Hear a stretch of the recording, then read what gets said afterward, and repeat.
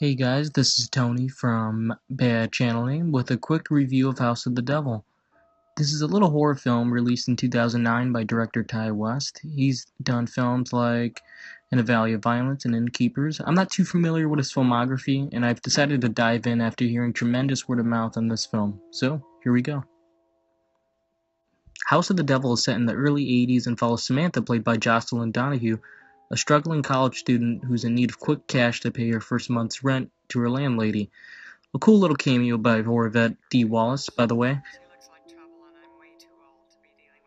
Samantha finds a shady little job as a babysitter for a mysterious man named Mr. Ullman and decides to take it. Again, another horror veteran in the genre in Tom Noonan,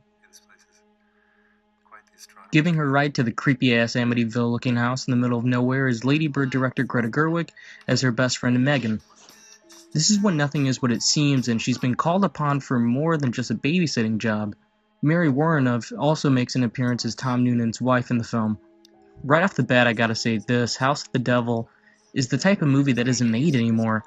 With so many filmmakers attempting a retro look and feel in their films, Ty West is one of the few that actually succeeds, and it's because of patience. The Hitchcockian suspense in this film that really sets it apart.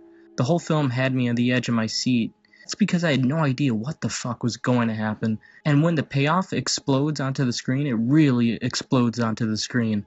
The last third of this movie is terrifying in ways that reminded me of the original Texas Chainsaw Massacre. It also helps that the film is empowered by a fantastic little cast and a lead that has the charisma of a young Barbara Hershey, which is funny because Jocelyn Donahue plays a young Barbara Hershey in the opening scene of Insidious 2.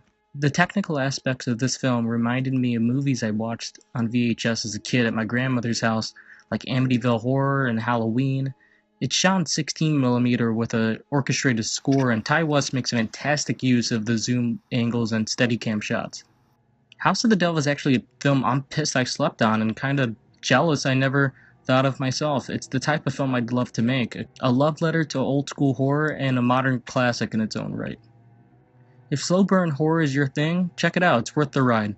Alright, thanks again for watching, guys. This is Tony from Bad Channel Name signing off.